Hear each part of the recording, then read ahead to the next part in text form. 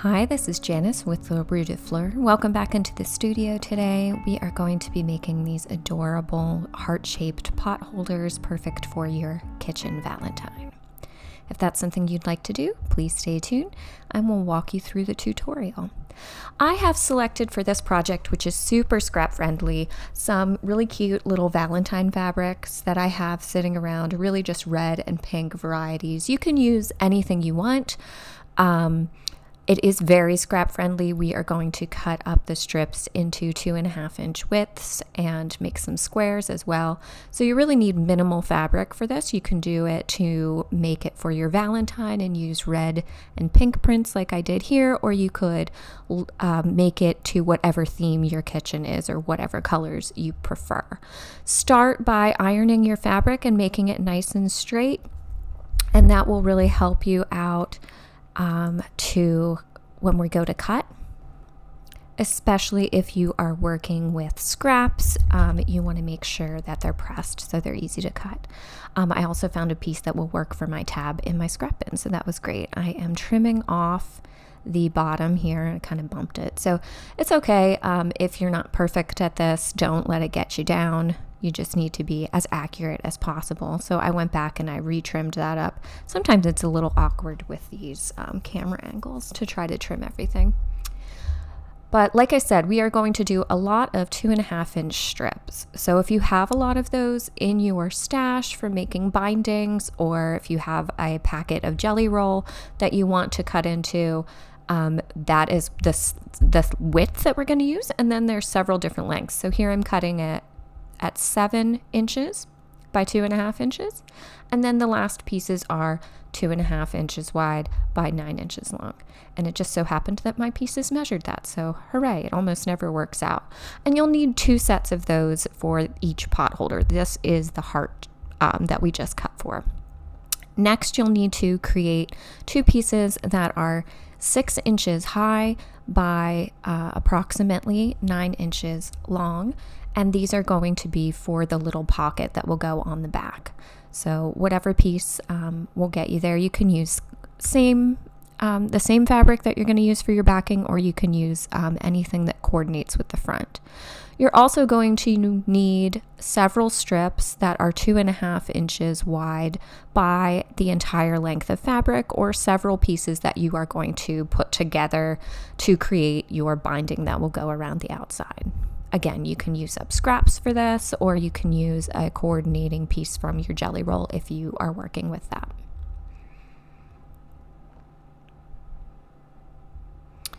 Next, you'll need your background print, so whatever print you're choosing. I recommend for this the tossed prints, so non-directional things that are kind of like sprinkles, as you see here with my little florals, work really well because we are going to cut different triangle shapes and fold them open, and directional prints are just gonna kind of be a headache for this.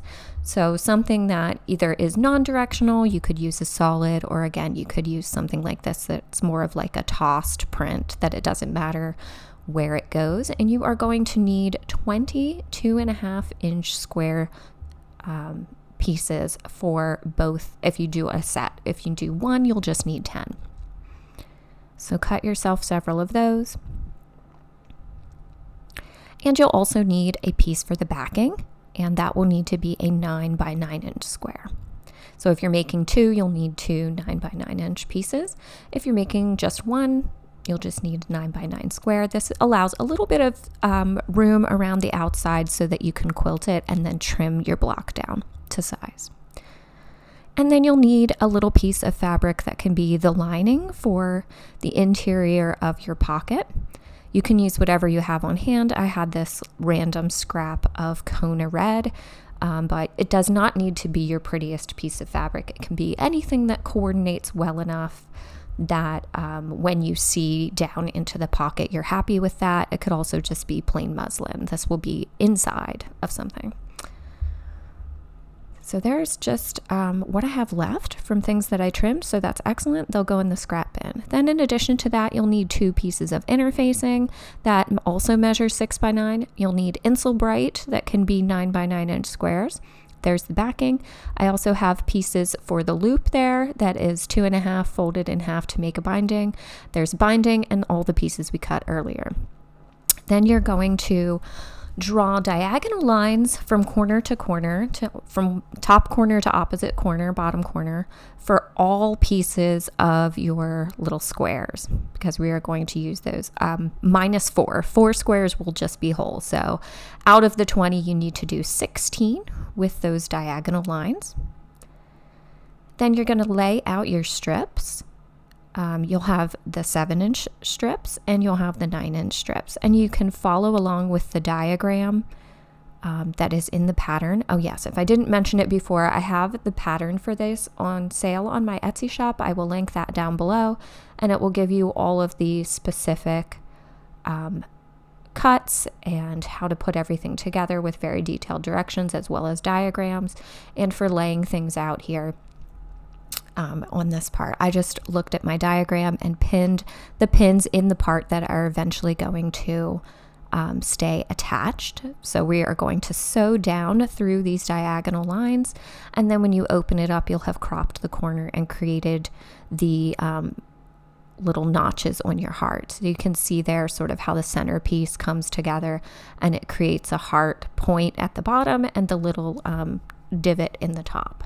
So you're going to do that twice, and then we are just going to sew along those diagonal lines and cut that off.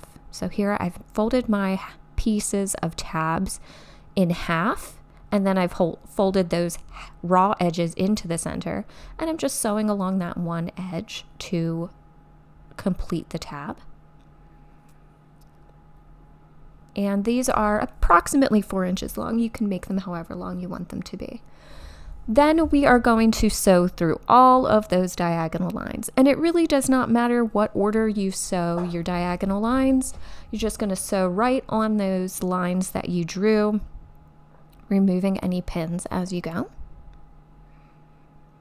And again, I am pinning them back so I remember which piece to cut off. But before I cut anything, I will show you a little tip when we get over to the ironing board.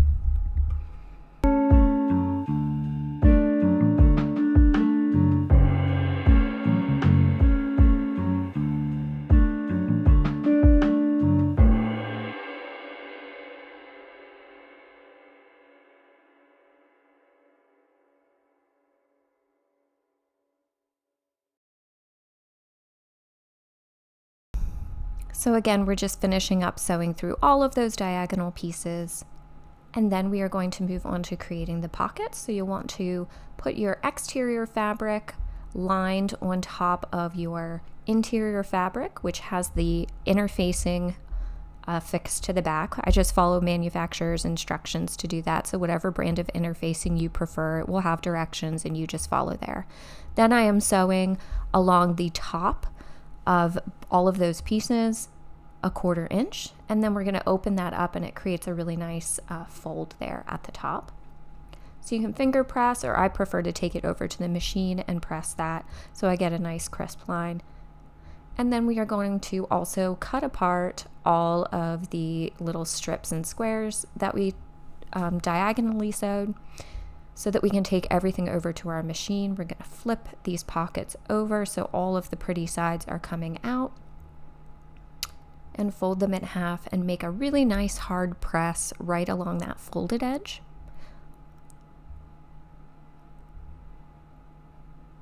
And then we will top stitch those.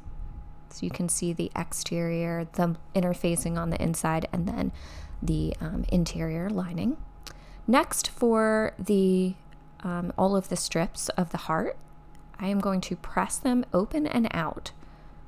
And I like to organize them so that I can see my heart forming as I'm ironing before I trim any corners. So you want to make sure that you have it laid out correctly before you trim anything away. Just in case you would have sewn something backwards, you could pick it open and reposition and resew. So you can see there how just cropping those little corners of the strips starting to form our heart. and then you will flip back down the piece that you pressed open and trim away the excess 2 corners that are beyond your seam. You just want to make sure to leave a little 1/4 inch seam allowance behind there. And there's my little garbage bucket that I like to just travel around with. It's a pretty little vintage bowl, and I can snip right into that and then put all of that stuff in the garbage later. To complete our heart panel, we need to add those 2.5 inch squares to the 7 inch strips at the bottom, and that is going to make everything the same length to finish it off.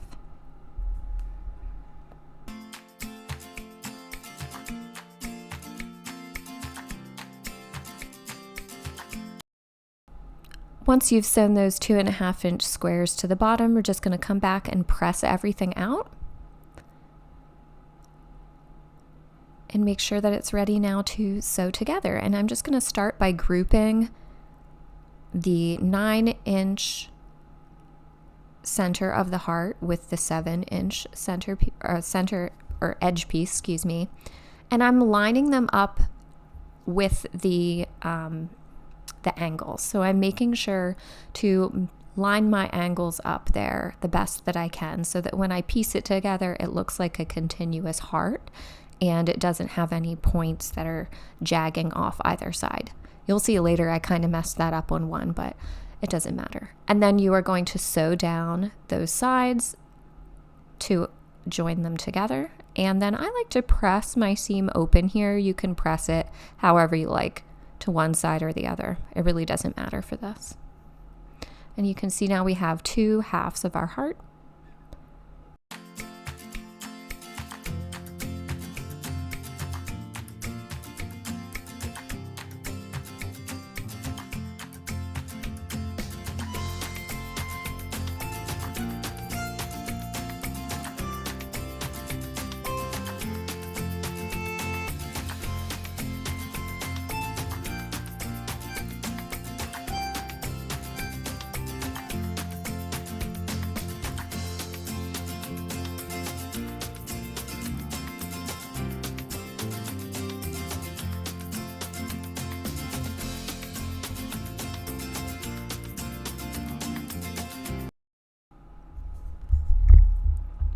And then all you have to do is sew them together down that center seam to complete your heart block. The next step is to pin your heart blocks onto the Embroidery for quilting. And you also want to add your backing material here as well. I forgot that step. Sometimes when I'm filming, I don't know, my brain just ceases to work correctly. But that's why we made the backing a little bit wider than what your block ends up so that you have a little bit of room when you're quilting. And you can see there my one little jaggedy corner at the bottom of my heart, which I don't love, but I think it's ignorable. You could always applique over that, or you could pick it apart and try again. I just simply didn't for this video. So pinning your top heart block to the Embroidery. The Embroidery needs to be reflective side out. The heart is the outer portion that would face the hot thing that you're grabbing from the oven. Then you would have your backing fabric to the back of the Embroidery also facing pretty side out. So you're creating that quilt sandwich. Then I stitched the whole way around the perimeter of my heart image. And then I'm also going up through each line, each seam line on both sides of the seam line to create additional quilting. You can do as much or as little quilting as you like here. You could do swirls, you could do little hearts if you have a fancy quilt machine. You can just go around the outside of the heart or the inside. You can do it however you want. You just need a little bit of quilting to hold all of those layers together.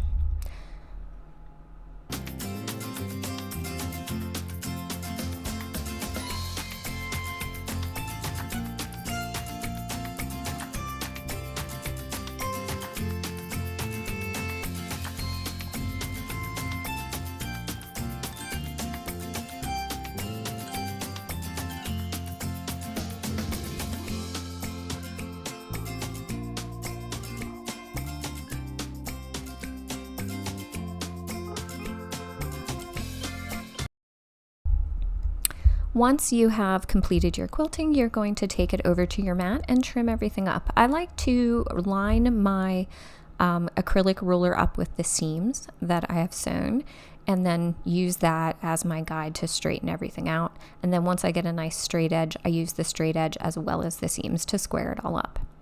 Now we are going to attach our pockets. Again, this should be the whole sandwich, so sort of ignore this part. This would be the back of your whole quilted heart block. But you're going to pin your little pocket piece with the lining touching the backing fabric and line it up at the bottom so that you're covering the bottom 2/3 of your pot holder. And then we are going to stitch a 1/8 inch basting seam all the way around. And you may find that you'll need to trim your pocket a little bit, but I left it a little larger, a little oversized than the finished size of the pot holder so that you could trim it up. And also, like, sometimes it doesn't perfectly line up when you're sewing that together. Then you're going to fold the whole thing in half. Again, pretend that the block is on the front of this, and find the center so that you can add your little tab. So I fold my tab in half, and I'm just going to line up the center of those two pieces on that crease, that central crease, and I'm going to top stitch that on an 1/8 as well. Now we're ready to bind our quilt.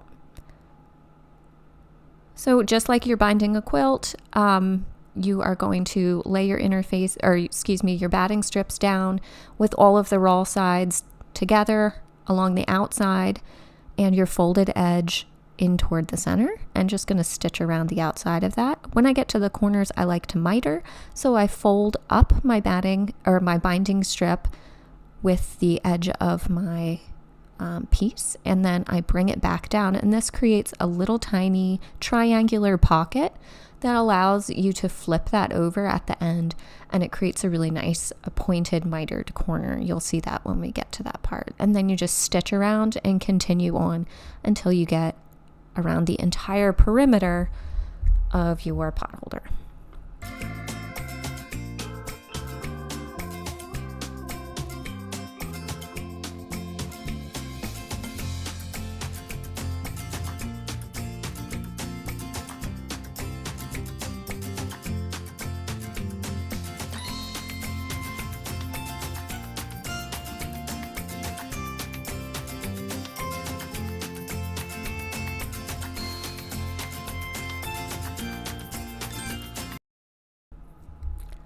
To end, I like to also miter the ending of my binding strip here. So I lay out the bottom piece of binding and I flip the top piece back over. Then I open it up and I use the width to gauge how much I need to make to like overlap it. There are really good tutorials on how to do this mitered binding, so if I'm not describing it that well, I get it. But you can look up how to make like a mitered binding and continuous binding, and that will really help you out. But basically you measure and you notch, and then you're going to trim off those edges so you have two little square pieces that can overlap.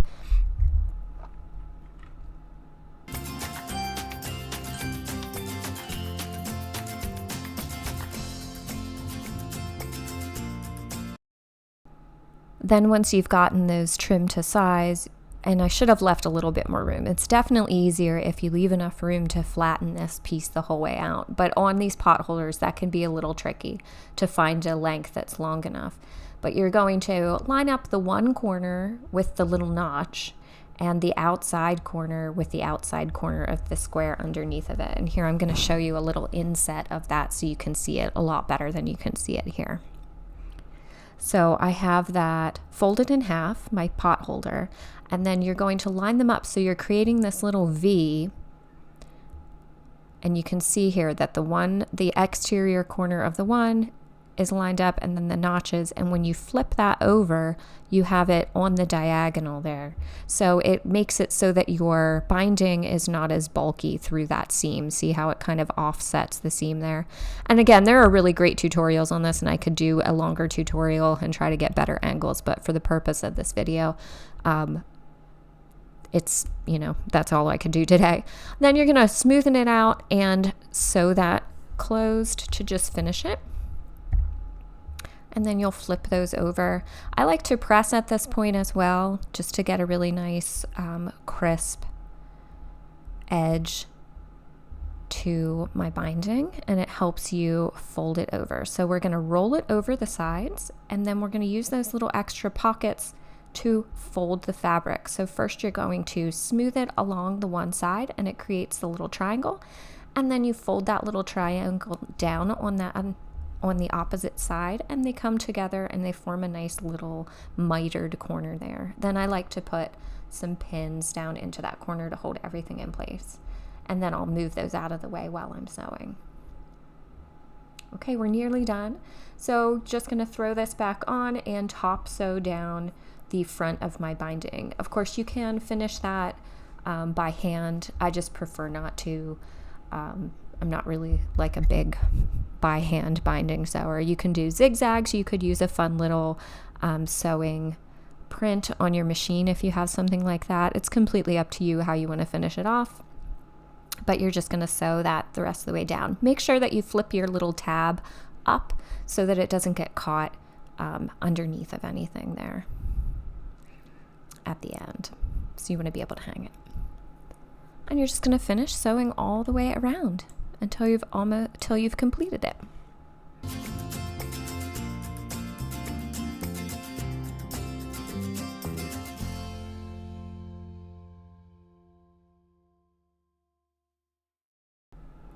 Really nice and cute. Again, you can make these for friends and family, for yourself for Valentine's Day if you like to add a little touch of whimsy to your cooking.